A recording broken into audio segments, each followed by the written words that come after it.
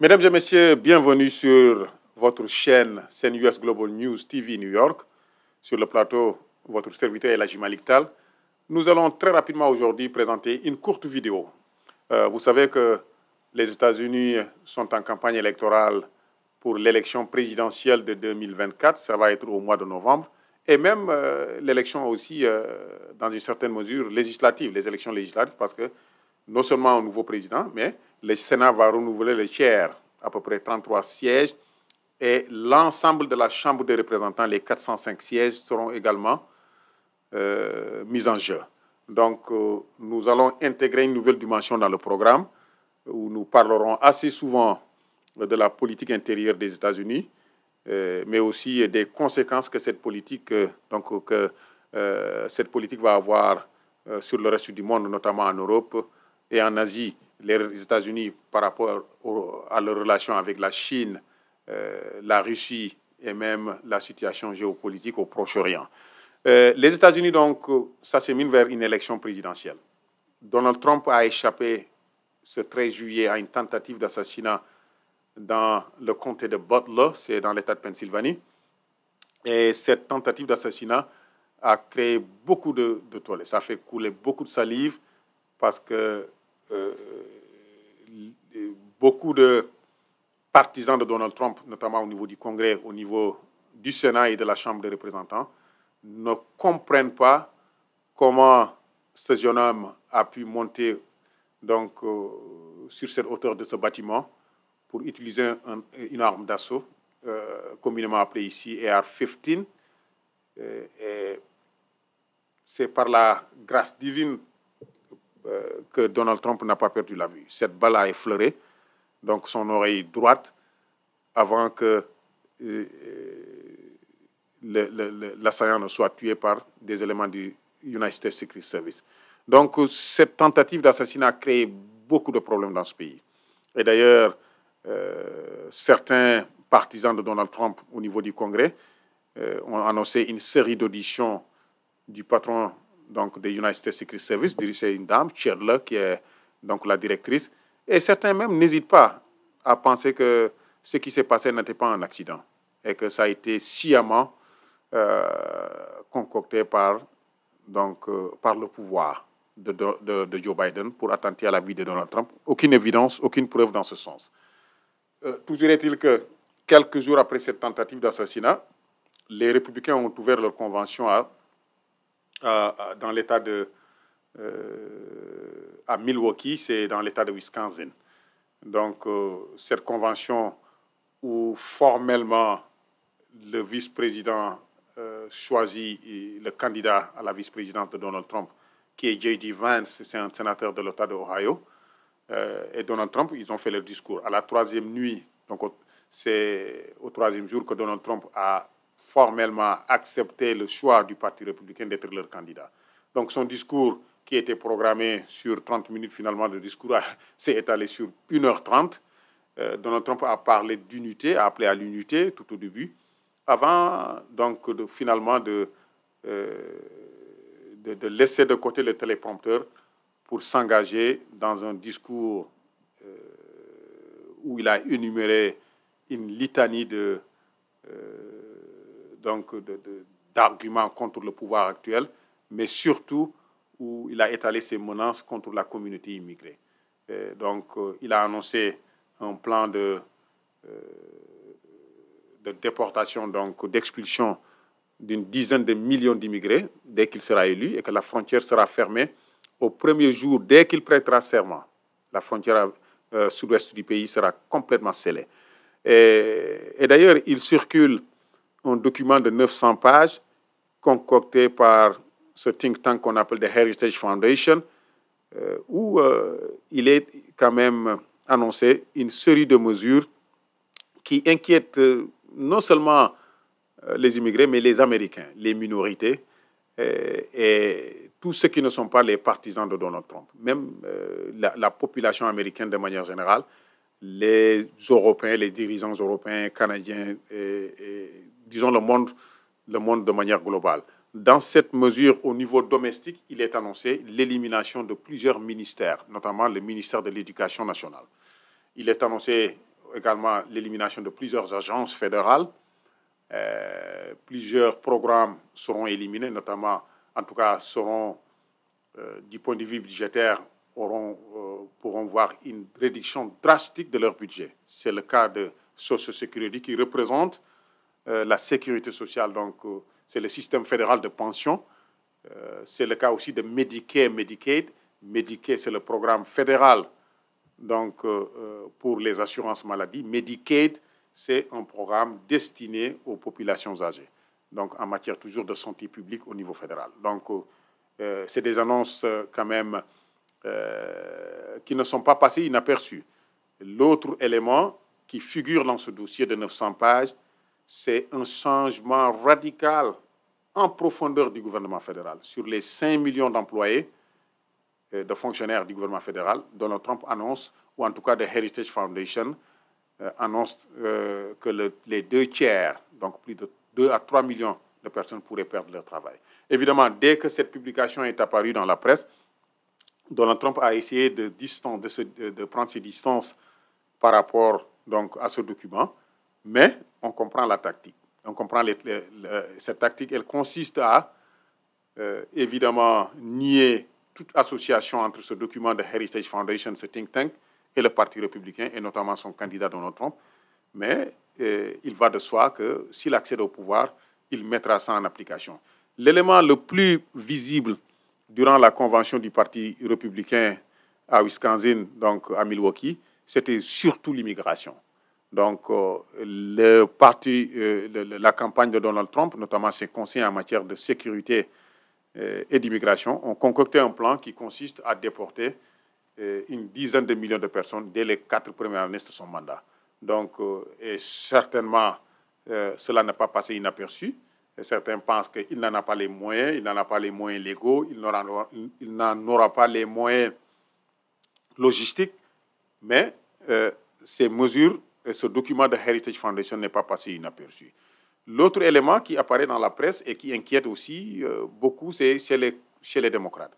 De plus en plus de voix se sont élevées au niveau du Parti démocrate, aussi bien au niveau du Sénat qu'au niveau de la Chambre des représentants, pour demander à ce que le président Joe Biden abandonne sa candidature.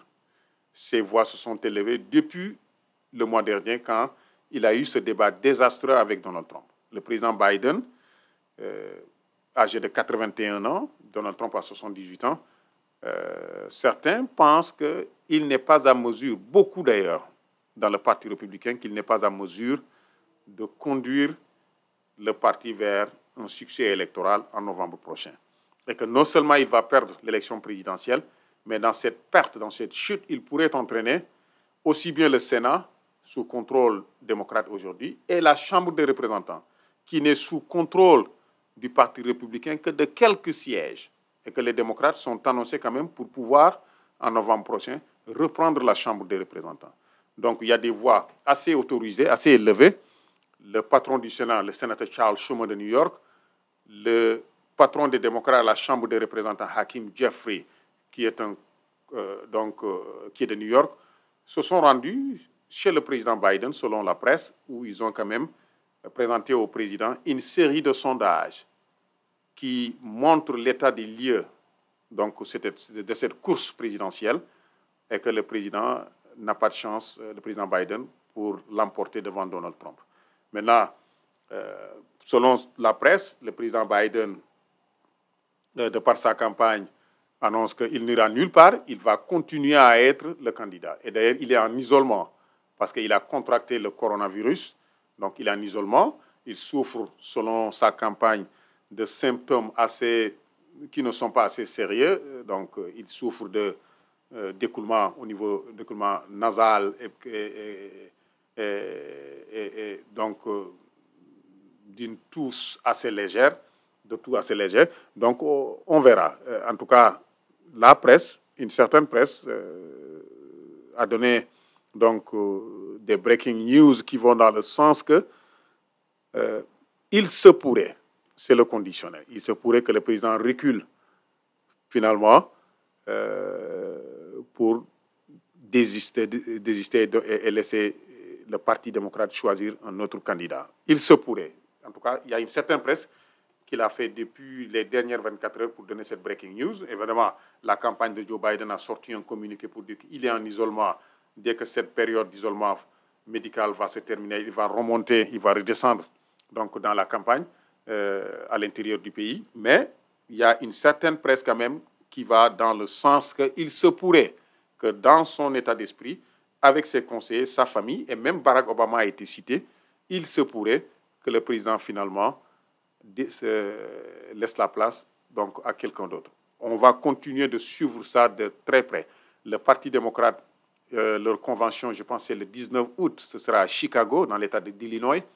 Mais c'est la situation sombre et précaire que vivent les États-Unis. D'un côté, on a un criminel, quelqu'un qui a été reconnu coupable d'avoir commis 35, voire 34 crimes par l'État de New York, et qui a une série de procès donc, au-dessus de sa tête, qui a eu à orchestrer une insurrection contre donc, le siège du Congrès américain, qui a refusé de reconnaître les élections lors de les résultats de l'élection passée, qui normalement devrait se retrouver en prison, qui aujourd'hui peut se retrouver encore à la Maison-Blanche. Vous imaginez que si Donald Trump était un médecin ou un avocat, il ne pourrait plus pratiquer ce métier, parce qu'il perdrait donc sa licence pour être avocat ou être médecin.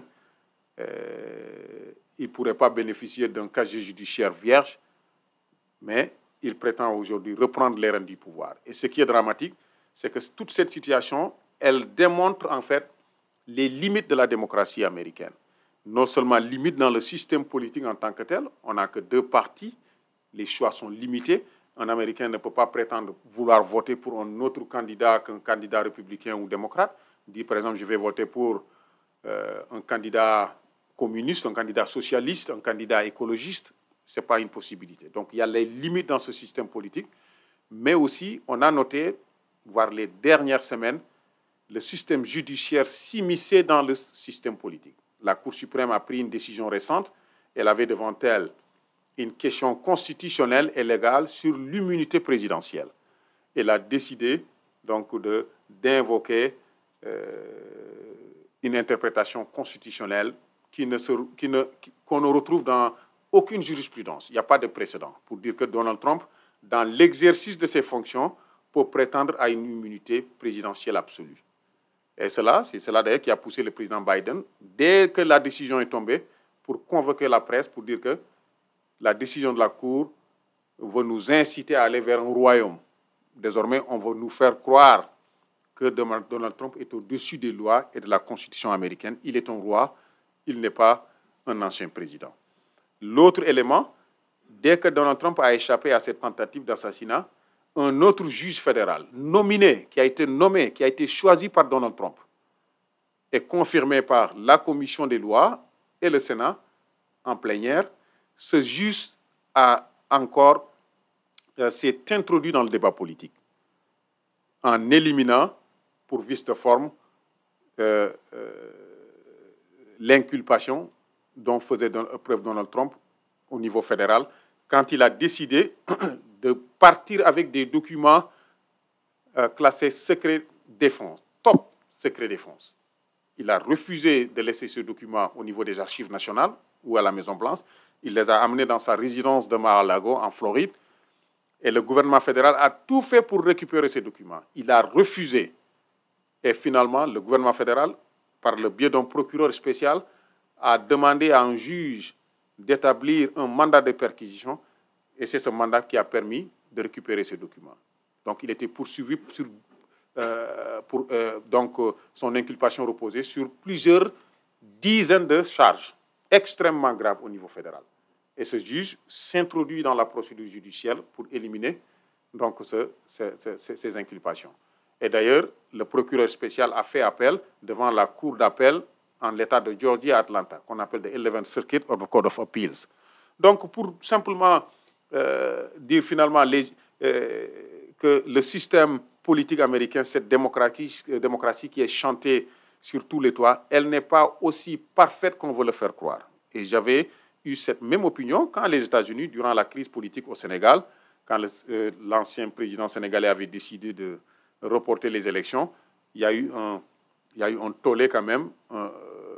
Il y a eu des tirs groupés sur le Sénégal, partant du département d'État américain et de la Commission des affaires étrangères. J'avais dit à l'époque que les États-Unis étaient très mal placés pour donner des leçons de morale, parce qu'au même moment, les États-Unis étaient en train de financer un génocide contre le peuple palestinien, en armant, donc en donnant les armes donc, au gouvernement israélien, en finançant directement par le Congrès, mais aussi en donnant cette couverture diplomatique donc, qui empêchait toute résolution partant du Conseil de sécurité des Nations Unies. Donc, c'est cette situation que nous vivons qui démontre dans une certaine mesure donc, les limites de la démocratie américaine, ses faiblesses en tout cas sur la base des éléments que je viens d'énumérer. Mais on va continuer de suivre. Donc, on est dans une situation très délicate, très sombre pour le pays. D'un côté, on a un président âgé de 81 ans qui souffre d'une certaine sénilité, donc physiquement et mentalement, qui est assez âgé quand même. Et certains, beaucoup pensent qu'il n'est pas en mesure de conduire les destinées de ce pays pour les prochaines 4 années et qu'il pourrait même compromettre la victoire des démocrates et donner le pays à Donald Trump. Donald Trump, d'un autre côté, qui est ce qu'on appelle ici un convicted felon, c'est un criminel reconnu comme tel par la justice, qui a orchestré une insurrection, qui a des procès qui sont pendant, donc devant le système judiciaire, qui ne croit pas à la démocratie avec le Parti républicain dans une certaine mesure et qui pourrait se retrouver à diriger ce pays avec des dégâts extrêmement sérieux. Donc c'est dans cette situation, quelqu'un qui ne devrait pas, donc qui ne peut pas être président, c'est le président Biden, de par son âge mentalement et physiquement, et quelqu'un qui ne devrait pas, c'est Donald Trump, juridiquement et moralement. Donc c'est cette situation très délicate qui est suivie à l'intérieur du pays, mais à l'extérieur aussi, parce que la politique des États-Unis a une certaine conséquence sur le reste du monde, que ce soit en Europe. Il y a la guerre d'Ukraine financée par les États-Unis. Donc, la politique des États-Unis en Europe est suivie par tous les autres pays. Il y a les rapports conflictuels difficiles entre les États-Unis et la Chine, notamment sur le cas de Taïwan. Ça peut dégénérer. Il y a des rapports difficiles entre les États-Unis et la Russie à travers l'OTAN. Là aussi, ça peut dégénérer. Et il y a la situation au Proche-Orient, les États-Unis qui arment Israël contre le peuple palestinien, avec un génocide qui a fait plus de 40 000 morts. Il y a la situation, donc le réchauffement climatique, les dangers et les conséquences sur le continent africain pour les pays les plus vulnérables, qui sont les pays les plus pauvres, relations difficiles entre les États-Unis et les pays du BRICS, donc que ce soit la Russie, le Brésil, la Russie, l'Inde, l'Afrique du Sud et tous les autres pays. Donc c'est cette situation géopolitique globale donc, qui est en filigrane quand il s'agit de l'élection présidentielle aux États-Unis. On va continuer de suivre la situation de très près. Peut-être que d'ici la semaine prochaine, quand on revient dans ce programme, le président Biden aura désisté, il se peut qu'il ne partira pas, qu'il ne bougera pas. Mais tous les sondages le montrent que s'il restait candidat démocrate, Donald Trump pourrait reprendre le pouvoir et repartir avec la Maison-Blanche, avec un agenda extrêmement dangereux. Donc il y a des inquiétudes dans les domestiques au niveau des États-Unis, surtout dans la communauté immigrée. Il y a des inquiétudes chez les leaders européens, la Chine, et même la Russie dans une certaine mesure, et tous les autres pays. On va continuer de suivre la situation de très près. Donc c'est le round-up de l'actualité politique américaine, eu égard donc, à la campagne électorale et donc à l'échéance de novembre 2024. On continuera à suivre cette situation de très près et certainement avoir des analystes ici sur le plateau avec qui on va essayer de décortiquer donc, les tenants et les aboutissants.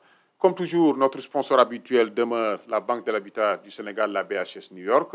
Vous pouvez ouvrir des comptes bancaires avec la BHS, mais aussi, elle peut assister tous vos projets immobiliers à partir des États-Unis. Le numéro, c'est le 212 447 1200.